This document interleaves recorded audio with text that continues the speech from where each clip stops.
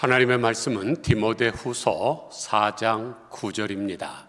신약성경 346면 346페이지 디모데후서 4장 9절로 22절까지 봉독해 올립니다. 너는 어서 속히 내게로 오라. 대만은 이 세상을 사랑하여 나를 버리고 데살로니가로 갔고, 그레스게는 갈라디아로, 디도는 달마디아로 갔고, 누가만 나와 함께 있느니라. 내가 올 때에 마가를 데리고 오라. 그가 나의 일에 유익하니라. 두기고는 에베소로 보내었노라. 내가 올 때에 내가 드로아 가보의 집에 둔 겉옷을 가지고 오고, 또 책은 특별히 가죽 종이에 쓴 것을 가져오라. 구리 세공업자 알렉산더가 내게 해를 많이 입혔음에 주께서 그 행한 대로 그에게 갚으시리니 너도 그를 주의하라. 그가 우리 말을 심히 대적하였느니라. 내가 처음 변명할 때에 나와 함께 한 자가 하나도 없고 다 나를 버렸으나 그들에게 허물을 돌리지 않기를 원하노라. 주께서 내 곁에 서서 나에게 힘을 주심은 나로 말미암아 선포된 말씀이 온전히 전파되어 모든 이방인이 듣게 하려 하심이니 내가 사자의 입에서 건짐을 받았느니라. 주께서 나를 모든 악한 일에서 건져내시고 또 그의 천국에 들어가도록 구원하시리니 그에게 영광이 세세 무궁토록 있을지어다. 브리스가와 아굴라와 및 오네시보로의 집에 문안하라. 에라스도는 고린도에 머물러 있고 드로비모는 병들어 밀레도에 두었노니 너는 겨울 전에 어서 오라. 우블로와 부데와 리노와 글라우디아와 모든 형제가 다 내게 문안하느니라. 나는 주께서 내 심령에 함께 계시기를 바라노니 은혜가 너희와 함께 있을지어다. 아멘. 내일부터 10월 하순에 접어듭니다. 이때가 되면 전국의 사람들이 난리가 나죠. 왜냐하면 단풍놀이로 인파가 모여들기 때문입니다. 화면에서 보시는 이 사진이 바로 설악산 단풍 구경을 하기 위해서 전국에서 몰린 사람들의 모습입니다. 그러나 우리는 예배를 드려야 하는 시기 때문에 박재철 씨가 쓴 단풍의 계절이라는 시로 단풍 보러 가고 싶은 마음을 달래보겠습니다. 단풍의 계절, 박재철. 늙기가 얼마나 싫었으면 가슴을 태우다 이렇게도 붉게 멍이 들었는가. 한창 푸르를 때는 늘 시퍼럴 줄 알았는데 가을바람 소설하니 하는 수 없이 너도 옷을 갈아입는구나. 붉은 옷 속 가슴에는 아직 푸른 마음이 미련으로 머물고 있겠지. 나도 너처럼 늘 청춘일 줄 알았는데 나도 몰래 나를 데려간 세월이 야속하다 여겨지네. 세월 따라 가다 보니 육신은 사이워 갔어도 아직도 내 마음은 이팔 청춘 붉은 단심인데 몸과 마음이 따로 노니 주책이라 할지도 몰라. 그래도 너나 나나 잘 익은 지금이 제일 멋지지 아니한가. 이왕 울긋불긋 색동옷을 갈아입었으니 온 산을 무대 삼아 실컷 춤이라도 추려무나. 신나게 추다 보면 흰바위 푸른 솔도 손뼉치며 끼어들겠지. 기왕에 벌린 춤 미련 없이 너를 불사르고 온 천지를 붉게 활활 불태워라. 삭풍이 부는 겨울이 오기 전에. 공감이 되시죠? 공감이 된다는 말은 누구나 동일하게 느낀다는 것입니다. 그러므로 우리는 삭풍이 불어오기 전에 단풍처럼 불태워야 합니다. 오늘 본문에도 겨울 되기 전에 속히 오라, 어서 오라는 사도 바울의 간절한 애청이 나옵니다. 그러면 항상 담대하고 말을 해도 항상 씩씩하게 하던 사도 바울이 왜 이럴까요? 히브리어로 겨울을 호렙라고 하는데 말라버리다, 시들다라는 뜻을 가진 호로프라는 동사에서 유래했습니다. 그러니까 식물이 말라버리고 시드는 시기가 겨울이죠. 헬라어로는 겨울을 케이몬이라고 하는데, 케이몬은 케이마조, 즉 추위를 겪다, 폭풍을 맞다는 동사에서 파생이 됐습니다. 그래서 사도행전 27장 20절에 보면 사도 바울이 탄 배가 겨울 항해를 하다가 유라굴로라는 광풍을 만나서 파손하는 장면이 나오지 않습니까? 예수님께서도 마태복음 24장 20절에서 너희의 도망하는 일이 겨울이 되지 않도록 기도하라고 하셨습니다. 그만큼 겨울은 고난의 계절이기 때문입니다. 한국말로 겨울은 겨 더하기 울인데, 겨는 겨다, 즉 견디다라는 동사에서 왔고, 울은 시기를 나타내는 명사형 어미이므로 따라서 겨울은 견디는 때라는 뜻입니다. 그런데 이렇게 시기적으로 견디기 어려운 때이기 때문에 겨울 되기 전에 어서 오라고 하는 것만은 아닙니다. 겨울이 되면 낙엽이 다 떨어지죠. 사도 바울도 지금 자기가 감옥에 갇혀서 조만간 처형당할 것을 예상하고 있었습니다. 낙엽에 떨어지는 것과 마찬가지로 자기가 목이 잘라져 참수형으로 당할 것을 아니까 어서 오라고 하는 거죠. 또한 겨울이 되기 전에 어서 오라고 하는 말은 외롭기 때문입니다. 오늘 본문을 보면 사도 바울의 상처난 가슴을 볼 수가 있습니다. 여러 사람들에게 배신을 당했죠. 10절 보니까 데마는 이 세상을 사랑하여 나를 버리고 데살로니아가로 갔고, 그레스게는 갈라디아로, 디도는 달마니아로 갔고, 누가만 나와 함께 있느니라. 14절에서는 구리 세공업자 알렉산더가 내게 해를 많이 입혔음에 주께서 그 행한 대로 그에게 갚으시리니 너도 그를 주의하라. 그가 우리 말을 심히 대적하였느니라. 내가 처음 변명할 때에 나와 함께 한 자가 하나도 없고 다 나를 버렸으나 그들에게 허물을 돌리지 않기를 원하노라. 처음에 사도 바울에게 다가올 때는 어땠을까요? 쓸개와 간까지도 다 빼주려고 그랬겠죠. 그 다음에 목이라도 자기가 대신 내주겠다 그랬는데 결국은 어떻게 됐습니까? 하나 둘 떠나기 시작하더니 누가만 있고 다 버리고 아무도 없습니다. 얼마나 외로울까요? 지금 대한민국의 65세 된 사람들 중에 독거 노인이 214만 명입니다. 그런데 혼자 룰루랄라면서 사는 것이 아니죠. 우리나라의 노인 자살률은 OECD, 즉 경제협력개발기구 국가에 가입한 국가들 가운데 단연코 1위를 차지하고 있습니다. 이처럼 현대인들은 외롭기 때문에 고독사가 많은 것이죠. 그런데 고독사 하면 우리가 독거 노인을 떠올리는 게 십상이지만 아닙니다. 중년층 고독사가 더 많습니다. 중년층 남자들이 외로움을 이기지 못해 죽는 사례가 대부분이기 때문이죠. 중년이라고 하면 한 40, 50대인데 한참 일할 나이, 가장 인생에서 좋은 때에 생명을 잃으니 얼마나 국가적으로 큰 낭비입니까? 그런데 누구나 함께 지나거나 함께 활동할 수 없을 때에 외로움을 느낍니다. 혼자 떨어져 있으면 영혼의 고독까지 느끼게 되는 것이죠. 그런데 문제는 뭘까요? 사람은 그 누구나 다 언젠가는 혼자 된다는 사실입니다. 이것은 기정사실이죠. 이것은 헌법을 바꿔도 어쩔 수가 없습니다. 그래서 그렇게 애정 표시를 하고 사랑을 나누던 부부 사이도 언젠가는 먼저 떠나는 사람이 있습니다. 그러므로 이 홀로서기는 당연한 것으로 받아들이고 이 홀로서기를 잘할 줄 알아야 됩니다. 그러면 외로운 상황이 처해질 때 우리는 어떻게 해야 될까요? 창의적으로 대처할 줄 알아야 됩니다. 자기 처지가 외롭다고 스스로 위축된 삶을 사는 것은 결코 바람직하지 않습니다.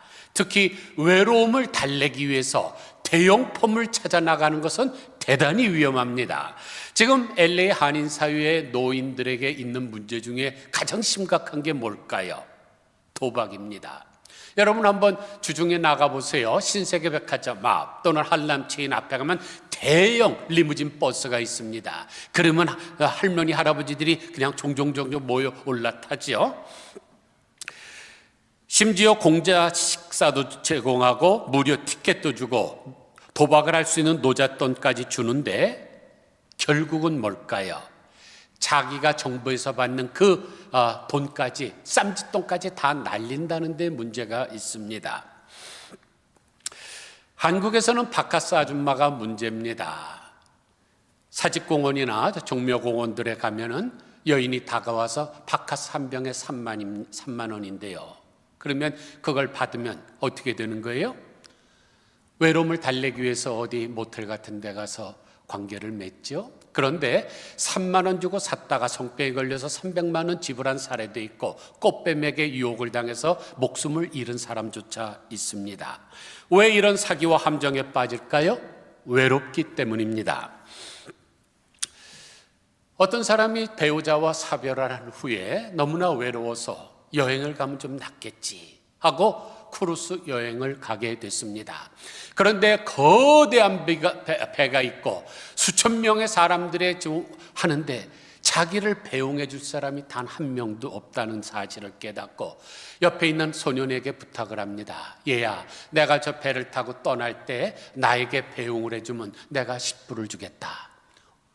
어린아이가 생긴 공돈이라고 생각하고 흔쾌히 수용을 했습니다. 이제 배가 뿡 하고 떠나는데 그 아이가 손을 흔들어 줍니다. 그런데 그 모습을 보는 순간 혼잣말로 이렇게 탄식합니다. 이 많은 사람들 중에 나를 향해 손을 흔든 그 단 한 명도 내가 준 돈 때문이라는 사실에 나는 더 비참하고 외로움을 느낀다. 그래서 20세기 탁월한 설교자인 워렌 워스비가 외로움의 본질적 근원을 이렇게 정의했습니다. 외로움은 대용품에 의존한 사람들이 갖는 영양실조이다. 그렇습니다. 외로움의 대용품은 결코 오래가지 않습니다. 여러분이 외로울 때 그것을 만회하기 위해서 어떤 대용품을 찾아보십시오. 마약이든지 도박이든지 성관계든지 모든 거 그게 오래 가던가요? 찰납니다.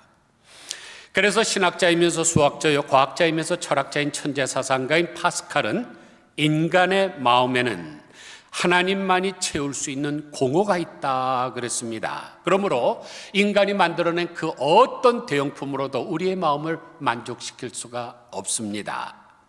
현대인들이 즐기는 토크쇼나 또는 개그맨들의 농담도 외로움을 근본적으로 치유해주는 못합니다. 그러기에 우리를 찾아오는 이 인생의 외로움을 창의적으로 활용할 수가 있어야 됩니다. 사도 바울이 오늘 본문을 통해서 그것을 보여주고 있는데 사도 바울이 지금 복음을 전하다가 감옥에 갇혔습니다. 그런데 중죄인으로 취급이 돼서 황실 근위병들이 짓고 있는 독방에 갇혀져 있죠. 아무도 찾아올 수도 없고 만날 수도 없습니다. 그런데 자신의 외로운 쓸쓸함을 창의적으로 어떻게 극복해 나아간지를 살펴볼 수가 있습니다. 그러면 우리도 사도 바울처럼 어떻게 외로움을 창조적으로 활용할 수가 있을까요? 첫째로 위기를 기회로 활용해야 합니다. 사람은 외로워지면 자꾸만 집 안에 숨어듭니다. 의기소침해서 자꾸만 말린 대추처럼 쪼그라듭니다. 그러면 더 빨리 죽습니다.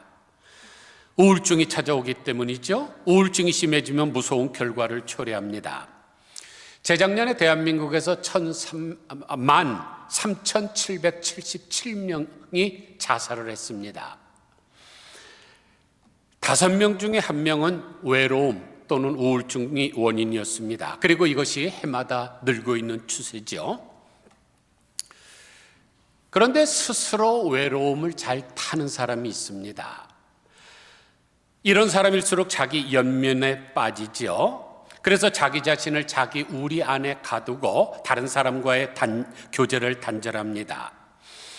그래서 자기 스스로 가엾게 여기는 만큼 더 외로워집니다. 미국의 유명한 카운셀러인 지나 콜린스는 본인 스스로 고립감에 빠지는 사람일수록 자멸적 태도를 갖게 된다고 경고를 했습니다. 독일의 바이올린 제작의 명인인 마르틴 슐레스케가 가문비 나무의 노래라는 책을 썼는데 그 책에 이런 내용이 나옵니다. 우리가 어떤 사람인지는 우리가 무엇을 하면서 시간을 보내는지, 우리가 어떤 일에 힘을 쏟는지 등에서 드러난다. 즉, 사람이 자기가 가진 삶, 그 주어진 시간 속에서 내가 어떻게 사느냐에 따라서 그 사람의 자신, 그 정체성이 확립이 되는 것입니다. 그리고 삶의 질은 내가 보낸 세월의 양의 문제가 아니라 얼마나 충만한 시간을 보냈느냐에 달려 있습니다. 그러므로 때때로 찾아오는 외로운 시간도 어떻게 보냈느냐에 따라서 내 인생의 가치가 결정이 됩니다. 사랑하는 성도 여러분, 지금 여러분이 가진 이 24시간이라는 거 어떻게 사용하고 있습니까? 그 사용하는 바를 보면 여러분이 어떤 사람인지를 알 수가 있습니다. 그래서 서양 속담에 이런 말이 있죠. 만일 인생이 너에게 레몬을 주면 너는 그것으로 레모네이드를 만들어라. When life hands you a lemon, make lemonade. 레몬이라는 과일이 어떤 과일입니까? 냄새도 좋고 향기롭지만 맛이 너무나 쉬워서 생것으로는 먹기 힘들지요. 먹는 분도 계시긴 하지만은, 그런데 그 신 맛에다가 조금만 단맛을 가미하면 그 달콤한 레모네이드가 되는 것입니다. 그러므로 여러분의 인생이 레몬과 같이 쓰리고 고통스러운 것이 다가올지라도 조금만 더 감사하시기를 바랍니다. 그러면 여러분의 인생이 레모네이드로 바뀔 것입니다. 그러므로 만일 인생이 너에게 레몬을 주면 너는 그것으로 레모네이드를 만들어라는 말은 인생의 그 어떤 악재라도 호재로 전용하라는 말입니다. 그러므로 우리가 혼자 있는 시간, 이것을 전향해야 됩니다. 사도 바울은 감옥에 갇혀 있는 동안 그 외로운 시간을 효율적으로 사용했습니다. 어떻게 사용했을까요? 사도 바울처럼 신발바닥 달 정도로 빨리 돌아다닌 사람이 없습니다. 여러분 터키 가보셨죠? 그 사도 바울이 걸어 다녔던 길이 아직도 남아 있습니다. 로마 사람들이 다른 나라를 침공하기 위해서 그 밤에는 행군하지 못하지 않습니까? 지금처럼 가로등이 없으니까. 그래서 길에서 빛이 나게 하는 야광석을 깔았습니다. 밤에도 그 길이 보여서 빨리 할 수 있도록. 사도 바울이 그것을 역으로 이용한 거죠. 모든 길은 로마로, 그것을 역으로 이용해서 얼마나 열심히 돌아다니면서 복음을 전했는지 모릅니다. 그런데 지금은 감옥에 갇혀 있죠. 그러니까 생각을 전환해서 창의적으로 기회를 삼습니다. 뭐를 한 걸까요? 바로 성경을 쓰기 시작을 한 거죠. 그래서 감옥에서 쓴 성경이 에베소서, 빌립보서, 골로새서, 빌립보서, 디모데전후서, 디도서 7권입니다. 만약 이 7권의 성경이 우리의 성경에 없었다면 절름발이가 됐겠죠. 그런데 사도 바울은 지금 자기가 하고 싶은 나가서 복음을 전하는 걸 못하니까 생각을 전환해서 그래서 성경을 써서 각지에다가 보낸 것입니다. 사랑하는 성도 여러분, 여러분들도 혼자 계실 때 인생 무상을 노래하지 말고 뭔가 창의적으로 이것을 활용하시기를 바랍니다. 혼자 있는 시간이 많을수록 의미 있는 일을 하고 중보 기도 사역을 하면 얼마나 좋을까요? 바로 예수님께서 그랬죠. 마가복음 4장 10절 보면 예수께서 홀로 계실 때 함께한 사람들이 12제자와 더불어 그 비유들에 대하여 물으니, 마가복음 6장 47절 보면 저물매 배는 바다 가운데 있고 예수는 홀로 무태에 계시더라. 12제자를 선택을 할 때도 예수님께서 밤에 홀로 밤새도록 기도를 하셨습니다. 이처럼 예수님은 그 홀로 계신 시간을 많이 즐기셨고 또 그 시간을 창조적으로 활용하셨습니다. 이런 영성 훈련이 있었기 때문에 그 참혹한 십자가에서 홀로 잘 견디셨던 것입니다. 그러므로 여러분들도 홀로 있는 시간을 잘 기회로 삼으시기를 주님의 이름으로 축원드립니다. 둘째로 자기 내면을 가꾸는 기회로 활용을 해야 됩니다. 사람이 혼자 있을 때야말로 깊은 성찰의 시간이 됩니다. 여러분 시끄러운 가운데서 여러분 성찰할 수 있습니까? 하나님께서도 이스라엘 백성들에게 너희들이 광야에 있었을 때가 제일 좋았느니라는 말씀이 성경에 얼마나 자주 반복되는지 모릅니다. 왜 그럴까요? 그 광야라는 단어를 보면 압니다. 광야라는 단어를 히브리어로 미드바르라고 하는데 민이라는 뭐뭐뭐로부터라는 전치사와 다바르 하나님의 말씀이라는 단어가 합쳐졌습니다. 그러니까 하나님의 말씀이 들려오는 곳이 광야입니다. 여러분 요즘 하나님의 말씀이 잘 들려오시던가요? 엘리야에게는 호렙산 동굴 조용한 곳에서 세미한 음성이 들려왔는데 지금 우리가 사는 이 세상은 너무나 잡음들이 많습니다. 소음으로 가득 찼습니다. 거기에다가 콘크리트 구조물 때문에 하나님의 말씀이 들어오질 못할 정도로 시끄럽죠. 광야로 나가야 됩니다. 광야에 혼자 있을 때 자기 성찰하기가 가장 좋기 때문입니다. 따라서 홀로 있음을 익숙해질 필요가 있습니다. 내면의 세계를 고결하게 가꿀 수 있는 좋은 기회이기 때문입니다. 그런데 외로움은 거울만 있고 창문은 없는 인생이라는 말이 있습니다. 그래서 사람이 자기의 외로움에 빠지면 빠질수록 밖을 내다보는 대신 안으로만 들여다보기 때문에 더 외로워지고 연민에 빠지는 것입니다. 즉 본인이 가엾게 여길수록 더 외로워지고 결국 그는 시를 쳐서 자기를 가두는 누에꽃이 같은 인생이 되고 맙니다. 이런 사람은 다른 사람과의 관계를 맺질 못하죠. 그래서 자기 분노, 서운함, 실망감, 배신감 같은 인생의 벽을 쌓을 수밖에 없습니다. 그러나 우리가 이런 성을 쌓지 말고 밖으로 나아가야 합니다. 사도 바울도 지금 자기의 제자 디모데에게 도움을 요청하지요. 과거의 상처를 주고받았던 마가를 데리고 오라고 부탁을 합니다. 이런 심정으로 고백하는 것입니다. 나는 비럴한 사람이 되기보다는 더 베럴한 사람이 되고 싶다.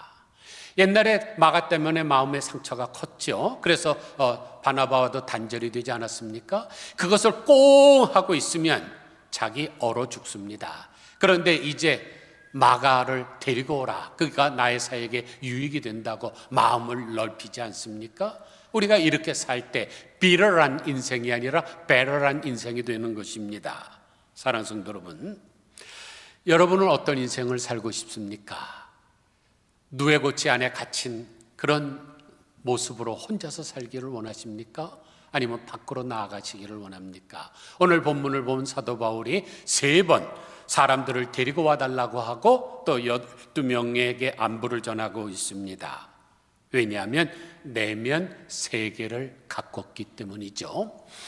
셋째로 하나님과 더 가까운 기회로 활용을 해야 됩니다. 사도 바울이 쓸쓸한 감옥에서 외로움과 고독으로 힘을 잃다가 다시 새로운 원기와 활력을 회복합니다. 그 비결이 뭘까요? 주님께서 바짝 다가와서 사도 바울이 주님 곁에 바짝 다가가서 주님 편에 굳게 섰기 때문입니다. 그랬더니 예수님께서 그를 찾아와서 그에게 힘을 주시는 것이죠. 그가 얼마나 새로운 영혼으로 소생되었는지 자기가 머지않아 천국에서 힘차게 들어가는 환상까지 봅니다. 그것이 우리가 너무나 잘 아는 오늘 본문 바로 앞에 나오는 디모데후서 4장 6절로 8절의 말씀이죠. 전제와 같이 내가 벌써 부어지고 나의 떠날 시각이 가까웠도다. 나는 선한 싸움을 싸우고 나의 달려갈 길을 마치고 믿음을 지켰으니 이제후로는 나를 위하여 의의 면류관이 예비되었으므로 주 곧 의로우신 재판장이 그날에 내게 주실 것이며 내게만 아니라 주의 나타나심을 사모하는 모든 자에게도니라. 의의 면류관을 주시는 주님을 바라볼 때 외로웠던 그의 영혼이 하나님의 영광으로 충만해집니다. 18절 보세요. 주께서 나를 모든 악한 일에서 건져내시고 또 그의 천국에 들어가도록 구원하시리니 그에게 영광이 세세 무궁토록 있을지어다. 하나님의 하나님이 주실 면류관을 바라보니까 저절로 찬송이 나오는 것입니다. 여러분 외로울 때 한번 생각해 보세요. 여러분이 믿음을 지키고 달려갈 길을 마치고 또 선한 싸움을 싸웠던 과거, 그것을 바라보게 되면 인생 무상한 게 아니죠. 이제 조만간 나에게 주실 그 의의 면류관을 바라보게 되면 희망이 솟구치는 것입니다. 이처럼 외로움은 하나님과 멀어지는 것이 아니라 가까워질 수 있는 아주 좋은 기회입니다. 이게 바로 홀로 있음의 영성이죠. 실존주의 철학자 키에르케고르가 자주 사용하던 말이 있습니다. 하나님 앞에 선 단독자. 이 단독자라는 말은 많은 의미를 포함하고 있습니다. 간단하게 말하면 이것을 아브라함을 통해서 우리가 알 수 있습니다. 여러분, 아브라함이 자기 독자 이삭을 번제로 바치려고 하는 것이 윤리입니까? 폐륜입니까? 인간의 기준으로 보면 폐륜이죠. 어떻게 아들을 불태워 죽입니까?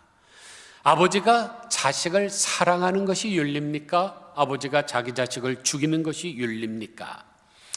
만약 오늘날 어떤 사람이 종교적인 이유로 자기 아들을 불태워 죽였다고 하면 뉴스에 뭐라고 나겠습니까?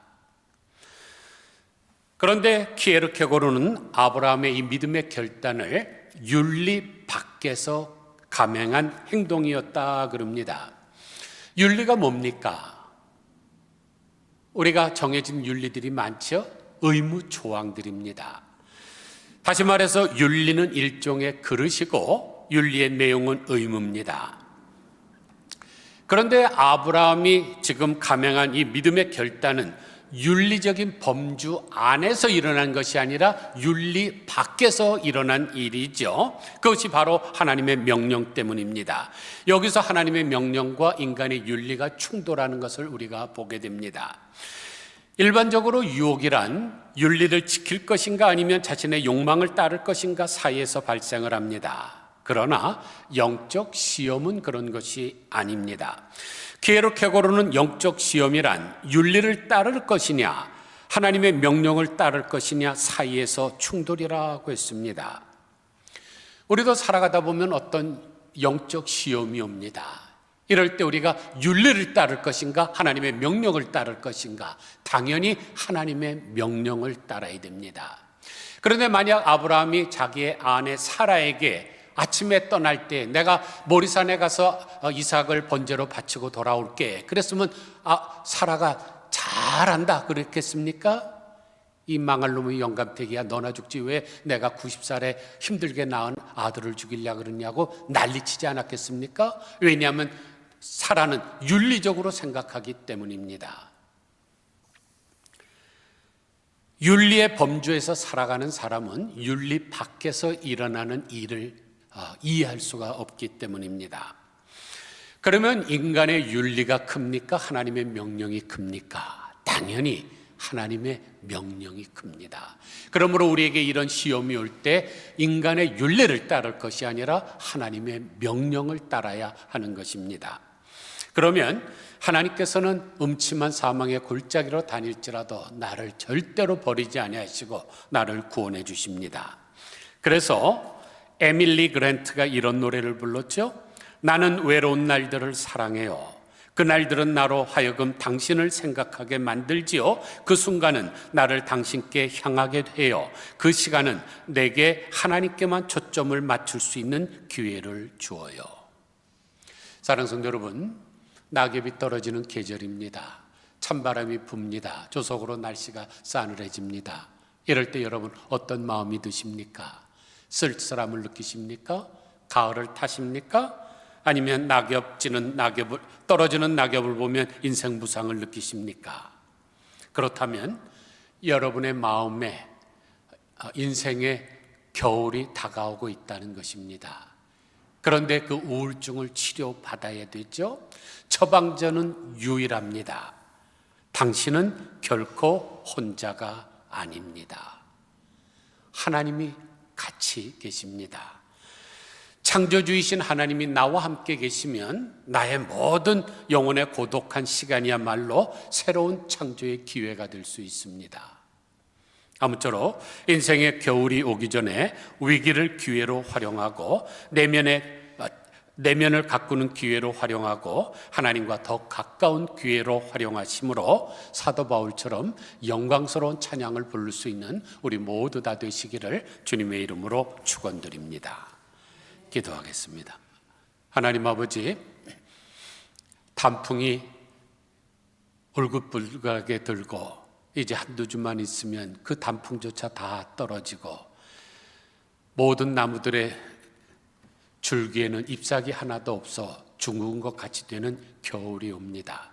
하나님 아버지, 사도 바울이 겨울 되기 전에 속히오라. 지중해 연안도 겨울 되면은 광풍이 불어서 유라굴로가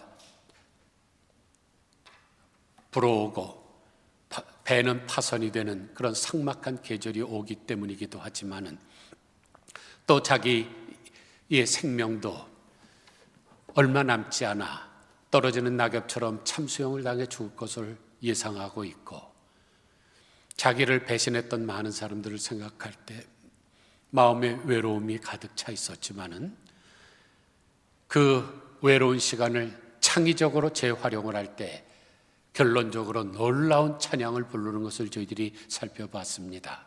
하나님 아버지, 우리가 홀로 서기를 잘하게 하여 주시기를 원합니다. 하나님께서 광야에 있을 때가 최고로 좋았느니라고 말씀하시는 것처럼 하나님의 말씀이 들려오는 광야 생활을 외롭다고 생각하지 말게 하시고 잘 즐길 줄 알게 하여 주시기를 원합니다.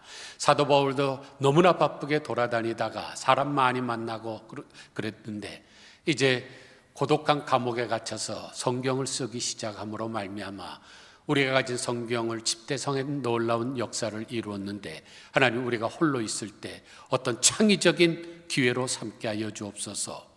내가 밖으로 돌아다니지 못할지라도 노재민 장로님처럼 카드를 써서 이 사람 저 사람에게 안부 전하고 또 사랑을 전하는 그런 일을 하든지, 하여간 우리가 어떤 새로운 마음을 가지고 내면의 세계를 개발하면 얼마든지 새로운 일을 할 수가 있사오니 주여 우리를 사용하여 주시기를 간절히 빌고 소원합니다. 하나님 아버지, 홀로 있을 때 하나님과 더 가까이 가는 시간으로 만들게 하옵소서. 예수님께서도 무슨 일이 있을 때마다 밤이 맞도록 홀로 기도하셨는데 하나님과 함께 더 가까이 가기 위함인 줄 압니다. 하나님 아버지, 저희들이 이런 것을 잘 활용함으로 인간의 인생의 무상이 되지 않게 하여 주시고 인생 유상이 되게 하여 주시고 더 기쁨이 충만할 수 있도록 도와주시옵소서. 조만간 우리가 주님의 나라에 들어가 의의 면류관을 받을 것을 바라보면서 희망에 찬 목소리로 우리 하나님께 영광을 돌리는 삶을 살게 하여 주시옵소서. 예수 그리스도의 거룩하신 이름으로 간절히 기도드리옵나이다. 아멘.